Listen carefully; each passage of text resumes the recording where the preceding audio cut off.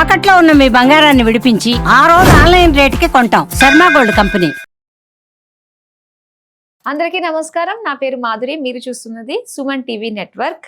ఇప్పుడు మనం మాట్లాడుకోబోతున్న టాపిక్ వచ్చేసి ఆదివారం అమావాస్య. ఆదివారం అమావాస్య అనగానే చాలా మంది చాలా రకాలుగా ఆలోచిస్తూ ఉంటారు. అసలు ఆ రోజు క్షుద్రపూతులు చేస్తూ ఉంటారు. అసలు ఆ రోజు మనం ఎలాంటి పనులు చేయాలి, అసలు ఆ రోజు బయటికి వెళ్ళొచ్చా, ఇలాంటివి చాలా రకాల సందేహాలు ఉంటాయి. అసలు మనందరం కూడా ప్రతి ఒక్కరూ ఆదివారం అమావాస్య వచ్చినప్పుడు ఏం చేయాలి, ఎలాంటి నియమాలు పాటించాలి, అసలు ఎలాంటి పనులు మనం చేస్తే మంచిది అన్న విషయాలు మనకి తెలియజేయడానికి మనతో పాటు ఉన్నారు ప్రముఖ జ్యోతిష్య పండితులు బ్రహ్మశ్రీ తిరుపతి మూర్తి అవధాని గారు. నమస్కారం గురువు గారు. ఓం శ్రీ మహాగణాధిపతయే నమః. గురువుగారు, ఆదివారం అమావాస్య వస్తుంది కదండి. అయితే ఈ ఆదివారం అమావాస్యకి చిన్నప్పటి నుంచి పెద్దవాళ్ళు చెప్పడంలోను, సినిమాలు చూసి పెరగటం వల్ల కావచ్చు, అదొక భయంకరమైన కాంబినేషన్, క్షుద్ర పూజలు జరుగుతూ ఉంటాయి అని చెప్పేసి అంటూ ఉంటారు. అసలు అసలు ఏంటంటారు? ఆ రోజున కూడా అది మంచి రోజేనా, ఆ రోజు విశిష్టత ఎలా ఉంటుంది అన్న విషయాలు తెలుసుకోవాలనుకుంటున్నామండి. తప్పకుండా అమ్మా. ఆదివారం అమావాస్య, సరే, చాలామంది అంటూ ఉంటారు కీడు, మంచిది కాదు, రకరకాలుగా అంటూ ఉంటారు. సరే, నేను ఒక ప్రశ్న వేస్తా, సమాధానం చెప్తారా? ఒక కుక్కని చూసి మరొక కుక్క భయపడుతుందా? లేదు. ఒక పులిని చూసి మరొక పులి భయపడదు. సింహాన్ని చూసి మరొక సింహం లేదు. ఒక ఏనుగుని చూసి మరొక ఏనుగు, ఒక దోమని చూసి మరొక దోమ లేదు. ఒక చీమని చూసి మరొక చీమ భయపడవు అవి. కానీ ఒక మనిషిని చూసి మాత్రం మరొక మనిషి భయపడతారు. సో అంటే కీడు అయినా ఏదైనా ఉన్నది కేవలం మన దగ్గరే, మన ఆలోచన, మన మైండ్ సెట్. దాన్ని అనుసరించే ప్రమాదములు అనేటువంటివి ఉన్నాయి. భూమి మీద ఏ జంతువు వలన కానీ ఏ కీటకం వలన కానీ ప్రమాదం లేదు. కేవలం ప్రమాదం అనేటువంటిది మనిషి వలన మాత్రమే పొంచి ఉన్నది. అటువంటి మనిషి వచ్చి అమావాస్య కీడు అని చెబుతుంటే మనం ఎలా నమ్ముతామండి? అమావాస్యకి కీడు అనేటువంటి కాదు. సంవత్సరం మొత్తంలో ఒక 2 లేక 3 అమావాస్యలు యోగకరణాలతో వస్తాయి. అసలు యోగకరణం అంటే ఏమిటి, అమావాస్యకి యోగకరణానికి ఏమిటి సంబంధాలు మనం చూసుకోవాలి. ఆదివారం వచ్చింది, శనివారం వచ్చింది, మంగళవారం వచ్చింది, వస్తుంది, మార్చగలవా? లేదు. వచ్చిన దాన్ని నీకు కావాల్సినట్టు నువ్వు మార్చుకో. వచ్చింది చండాలమైందని చెప్పడం దేనికి? అసలు మనలో లేని చండాలం తిథిలో ఉందా, వారంలో ఉందా, నక్షత్రంలో ఉందా, యోగంలో ఉందా, కరణంలో ఉందా? ఎక్కడుంది? ఎక్కడ లేదు కదండి. మరి ఎక్కడుందా చండాలం అంతా? మనలోనే.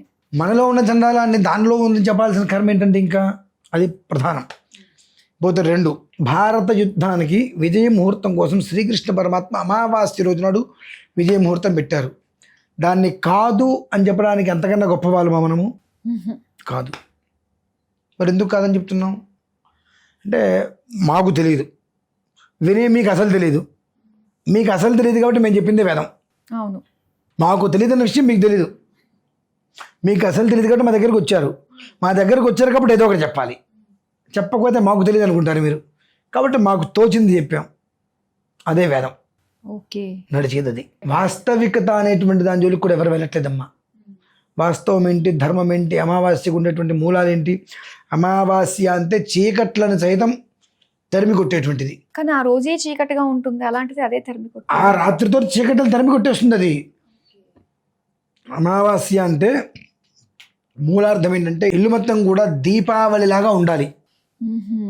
దీపకాంతులతో ఇల్లు మొత్తం నిండి ఉండాలి. స్వర్ణకాంతి వస్తుంది అప్పుడు. దీపావళి కాదమ్మా, ప్రతి అమావాస్య స్వర్ణకాంతులు, దీపం వెలిగినప్పుడు బంగారపు ఛాయ్ వస్తుంది. అలా ఇల్లు మొత్తం కూడా దీపకాంతులు ఉండాలి. ఆ నగరం మొత్తం ఉంటే మొత్తం అదంటే స్వర్ణకాంతిమయం అవుతుంది. స్వర్ణకాంతి అంటే అంత పవిత్రమైనది ఇంకొకటి ఉండదు. అటువంటి రోజు అమావాస్య. దాన్ని మనం క్షుద్రానికని నిర్ణయించుకున్నాం. అదే నిర్ణయించాల. అమావాస్య కాబట్టి క్షుద్రం చేయాలి, ఆదివారం కాబట్టి ఇంకోటి చేయాలి, తంత్రం చేయాలి, అవి అక్కడ నిర్ణయించాల. విడిగా వచ్చిన ఆదివారానికి విలువ లేదా? ఉంటుంది కదా. ఆమె విడిగా ఆదివారం వస్తే క్షుద్రం అనేటువంటి మాట ఎందుకు రాదు? రాదు. ఆదివారంతో సంబంధం లేకుండా అమావాస్య వస్తే క్షుద్రం అని ఎందుకు రాదు అంటే ఏంటంటే ఒక భయాన్ని జనాల్లోకి తీసుకురావాలి ఎట్లయినా సరే. ఆ భయం అనేటువంటిది ఎట్లా ఉపయోగించుకునేటువంటి ఆలోచన అది జరుగుతుంది. కాబట్టి మామూలుగా అమావాస్య రోజు నాడు 6 కాలాల పూట భగవదార్చన చేయాలి. ఈశ్వరుడికి, ఆంజనేయ స్వామికి, దక్షిణామూర్తికి ఇలా అభిషేకం చేసుకుంటూ రావాలి 6 పూట్ల. ఉదయాన్ని ఒక రోజుని 6 భాగాలు చేసి 6 భాగాల్లో ఒక్కొక్క భాగంలో ఒక్కొక్క అర్చన ఆరాధన చేసుకుంటూ రావాలి. ఇవేమీ కుదరలా, కేవలం శివుడికైనా సరే అర్చన చేసుకోవడం మొదలు పెడితే ఇక ఏమీ చేయొద్దు. ప్రతి అమావాస్యకి శివుడికి ఆరాధన చేయి, శివుడికి ఆరాధన చేయి. ఆయన ఇలా పట్టుకో. ఎంతసేపు పట్టుకుంటావు? ఆ పట్టు వదిలేంత వరకు కాదు, వదిలిపోయే వరకు చేయి పట్టిగా పట్టుకొని చెమట వచ్చి మనకు జారిపోతూ ఉంటుంది. అక్కడి వరకు గట్టిగా పట్టుకో. ఆ జారిపోతుంది అన్న టైంలో ఆయన నిన్ను పట్టుకుంటాడు. ఇట్లా ఆయన నిన్ను పట్టుకుంటే ఇక నీకు జీవితంలో తిరిగే ఉంటుంది. అవును. కానీ ఆయన నిన్ను పరీక్షిస్తాడు. నువ్వు జార విడుస్తున్నావా, జార విడవబడుతుందా, జార విడుస్తుందా అంటే నువ్వు విడవబడుతుంటే నీ చేతిని నువ్వు చిన్నగా వదిలేస్తున్నావా, నీ చెయ్యి పట్టు జారిపోతుందా అనేటువంటి విషయం ఆయన గమనించుకుంటాడు. మనలాంటి వాడు కాదుగా. కాబట్టి నెలకి ఒక్కసారి చెయ్యి, ఈశ్వరారాధన చెయ్యి. అది అమావాస్య రోజు చేస్తే అమావాస్య రోజు నాడు అనేక రకాలుగా అది యోగాన్ని ఇస్తుంది. ఎత్తే దేవా అదర్భాగధే యమమావాస్యే సంవసంతో మహిత్వా సానో యజ్ఞం పిపురే విశ్వవారే రైనో దేహి సుభగే సువీరం. ఇది ఒక యజ్ఞంగా పెట్టుకో. అమావాస్య ఒక్కరోజు కనీసం ఒక అరగంట ఈశ్వరుడికి ఆరాధన చేయాలి, అదే యజ్ఞం. అలా పెట్టుకోండి. అంతేగాని క్షుద్రం ప్రయోగాలు చేస్తారంటే చేసేవాళ్ళు అనేకం చేస్తారు. ఆదివారాన్ని నువ్వు ఎప్పుడైతే మంచిది కాదు, అమావాస్యతో కలిసి వచ్చింది కాబట్టి క్షుద్రానికి ప్రయోగానికి అది ఉపయోగిస్తారు, ఆ రోజు మంచిది కాదు, రోడ్డు మీదకి వెళ్ళకూడదు అనేటువంటిది ఒక భయం నీ మనసులో ఎప్పుడైతే నాటుతుందో, ఏ నిమ్మకాయ దొక్కిన అదే భయం వస్తుందిగా. ఇంకా అమావాస్య దాటిన తర్వాత ఎట్లా వెళ్తుంటే గుమ్మడికాయ నిమ్మకాయ వెక్కిన కాలు తగులుతుంది, సగం చచ్చిపోతాం మనం అప్పుడే. ఏం దిష్టి తీశారు ఏంటో అని చెప్పి. మనిషిని చంపేసేది సగం భయం. ఆ భయాన్ని వదిలేస్తే అన్నీ మనం తీసుకొచ్చమ్మా, ఇబ్బంది లేదు. అంటే పూజలకి శివుడికి సంబంధించి మనము చేసే పూజా విధానాలకి వీటన్నిటికీ కూడా మనకి అమావాస్య మంచిది. ఏ పూజ ఏ రోజు ఎట్లయినా చేసుకోవచ్చు. అమావాస్య అనేటువంటిది వచ్చింది అంటే ఒకదానికి చివర ఒకదానికి మొదలు. మాసానికి చివర, మాసానికి మొదలు. మాసం రేపటి నుంచి మొదలు కావాలంటే వాళ్ళ అమావాస్య చివరి కావాలి. ఇవాళ అమావాస్య చివరైతే రేపటి నుంచి మొదలవుతుంది. ఆద్యంతములు అంటారు దాన్ని, ఆద్యంతములు అంటారు. అమావాస్య నుంచి పాడ్యమికి ఒకటే రోజు, పాడ్యమి నుంచి అమావాస్యకి 29 రోజులు, మళ్ళీ ఇలా తిరిగి రావాలిగా. ఈ వెలుతురు అనేటువంటిది అప్పటి వరకు మనల్ని కాపాడుకుంటూ రావాలి, దానికి మూలం. కాబట్టి ఐశ్వర్య ప్రదాత ఈశ్వరుడు. ఆ ఈశ్వరుని పట్టుకుంటే ఐశ్వర్యం సంప్రాప్తం అవుతూ ఉంటుంది. ఆ ఐశ్వర్యంతో నీకు కావాల్సిందని నువ్వు ఏదైనా తెచ్చుకోవచ్చు. మనందరం డబ్బు ఉంటే ఏదైనా చేయొచ్చు, డబ్బు ఉంటే ఏదైనా చేయొచ్చు అనుకుంటాం. డబ్బు ఉన్నా ఏమీ చేయలేం. ధైర్యం ఉంటే ఏదైనా చేయొచ్చు. ఐశ్వర్యం అనేటువంటి దాంట్లో అర్థము ఆయుష్, వర్చస్సు, యశస్సు, తేజస్సు, ప్రజ్ఞ. అదే ధైర్యం. ఆ రూపంలో వస్తుంది. మనం ఏదైనా చేర్చకప్పుడు నిలబడగలుగుతాం. అలా కాదు అనుకుంటే మన పరిస్థితి ఏంటండి? అది మనం గమనించుకోవాలి. ఇది ఏమిటి అమావాస్య వచ్చేసింది దానంటే, యావత్ ప్రపంచంలో కేవలం ఒక మనిషిని చూసే మరొక మనిషి భయపడుతున్నాడు, కానీ ఎక్కడ ఏదీ లేదు. కాబట్టి కీడు, కుళ్ళు, కుతంత్రం అన్నీ కూడా ఎవరి దగ్గర ఉన్నాయి? మనిషి దగ్గరే. కాబట్టి ఈ తిథి మంచిది కాదు అని చెప్పడానికి మనకు అర్హతలు లేవు. నందతిథి, రిక్తతిథి, భద్రతిథి అని మూడు ఉంటాయి, 3 రకాలుగా.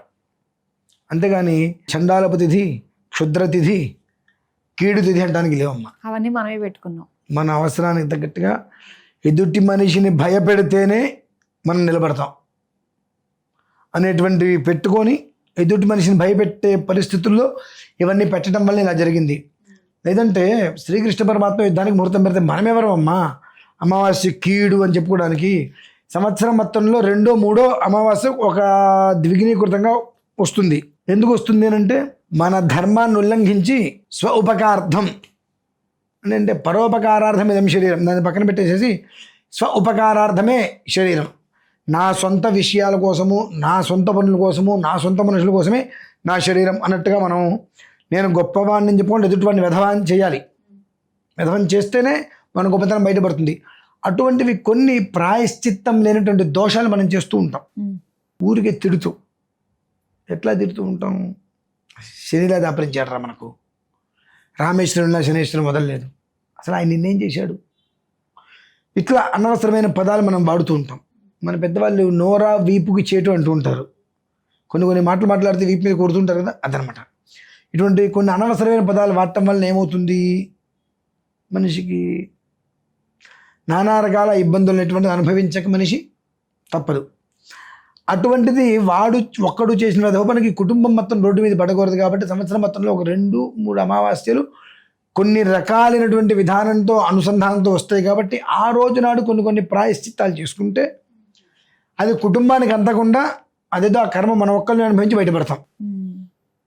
అంతేగాని ఏ అమావాస్య కీడు కాదు, ఏ అమావాస్య చండాలవంతకన్నా కాదు. కీడైనా చండాలమైనా దౌర్భాగ్యమైనా ఏదైనా నిష్ట దరిద్రం మనమే. కాబట్టి మన మెదడుని మనం జాగ్రత్తగా పెట్టుకుంటే అన్నీ సవ్యంగానే ఉంటాయి. మన మెదడు మనకు సరిగ్గా లేకపోతే ఏది మనకు సరిగ్గా కనిపించదు. కాబట్టి చూసే చూపు బాగుంటే అంతా బాగుంటుంది.